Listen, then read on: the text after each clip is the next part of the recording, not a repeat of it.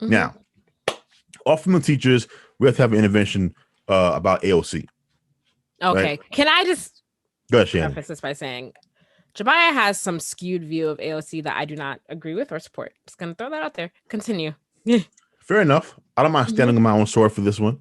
Yep. I was Mm-hmm. someone who was a fan of AOC, not necessarily because of her policies, because I thought she was a great step forward for politicians getting younger, having exciting ideas, being tech savvy, uh, you know, just someone that is deciding the fate of people today who's actually born within the last 2 or 3 decades and not somebody from, you know, the Reagan times or way back when. And so she was a step in the right direction. I also said that she had a good shot of being the first female president of the United States because of her fiery passion and the way things were moving.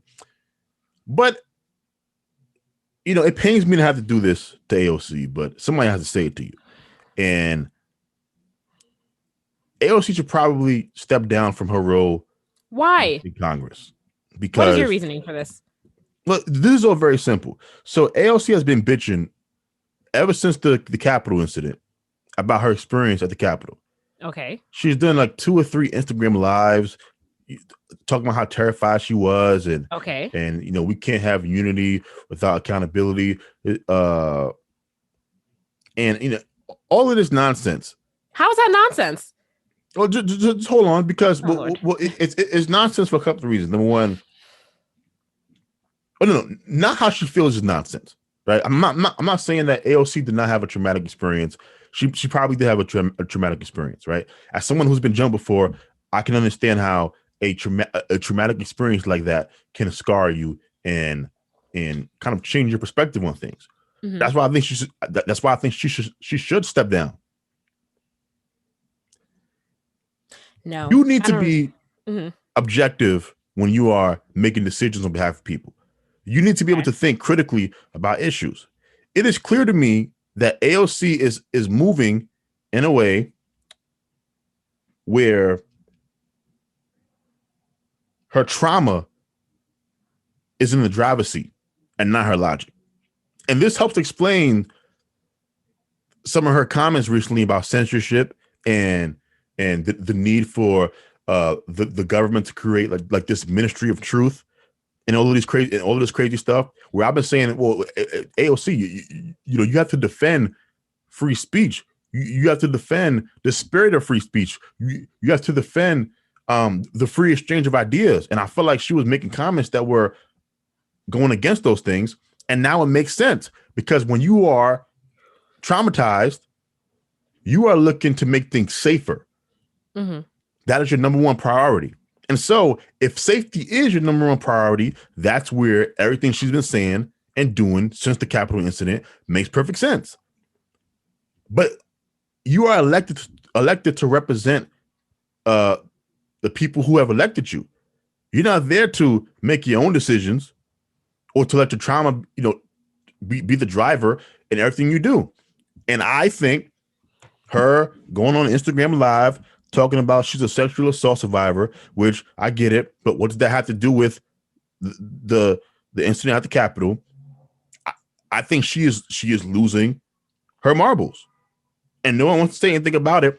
And I'm not even going the direction that others are going, saying that she is purposely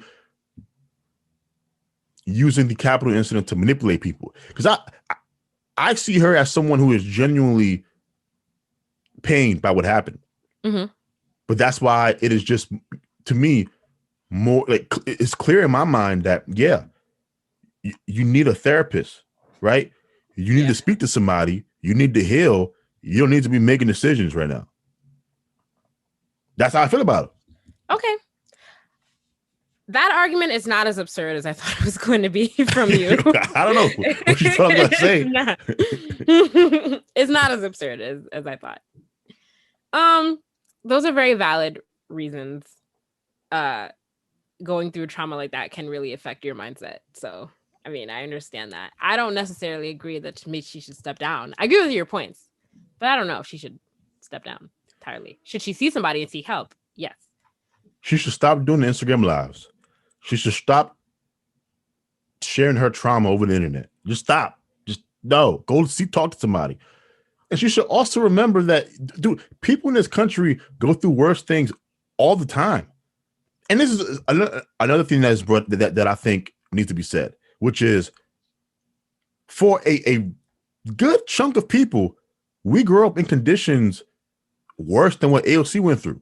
Like, yeah, I get it was bad, but number one, it wasn't that long. And number two, it wasn't that severe because they finished voting or discussing what they were talking about that exact same day. Yeah, versus you have people growing up in neighborhoods with this constant violence, with their, where any day you can really leave and depart from this world. Mm-hmm. And this is true in multiple places in this country. And, nothing's ever done about it really because politicians can't relate to it. And so when the AOC are just, constantly complaining about what happened, it's kind of like, okay, AOC, I understand it. Something bad and traumatic happened to you. But that's life. It's life. And you're still there. The fact that you are still around to complain is proof enough that whatever you think happened, it was not nearly as bad as it could have gotten. Mm. So you are safe. And I want to end this on my last point, which is Teddy Roosevelt was giving a speech. He was shot. And then he proceeded to get up and finish his speech before he addressed the wound. Now compare that to AOC. I'm just saying. Have the politicians have fallen. Oh, Lord. Okay. So I want to say. Okay. So yes, AOC needs to be committed. All right, now. Committed. Not committed. She needs to be a therapist. She just needs to be committed. No, this is for her own safety. She needs to be she's not a psychopath. She needs to be committed. Well, I don't think psychopaths are the only people that are committed. I think you can be committed. But I don't think she needs to be. She needs to maybe see a therapist if she's suffering from trauma from the insurrection, but I don't think that she needs to be committed. I think AOC is a danger to herself. How do you know that? And those around. Okay, I don't know that, but I do know that she is a danger to those around her. You mean that she's a danger in her position? Yes, which makes her a danger to those around her. Okay, but I don't know if you should go as far as to say that she's a danger to herself. That's you're right. I don't know that, but I do know that she's a danger to those around her. Okay, so that meets one of the requirements. And so yes, I believe that she should be committed to a place where she can be drugged. I don't think that requires her to be committed. I think at the least it requires her to step down, but I don't think she needs to be committed. Shannon is trying to look out for you, AOC. I'm trying to look out for you in a different way. I do think you need to be committed and drugged so that you can work through the things drugged? What are you talking about? That's what they do, right? When they take you in, they give you some drugs to detox your mind. Do you know that for a fact before you just go there and say that? Because that doesn't sound accurate to me. I'm joking. I don't think you need to be committed to AOC. I'm joking. Okay. But you do need to seek help. You need to seek help. There you go. Seek help. That's it. Don't. All right. So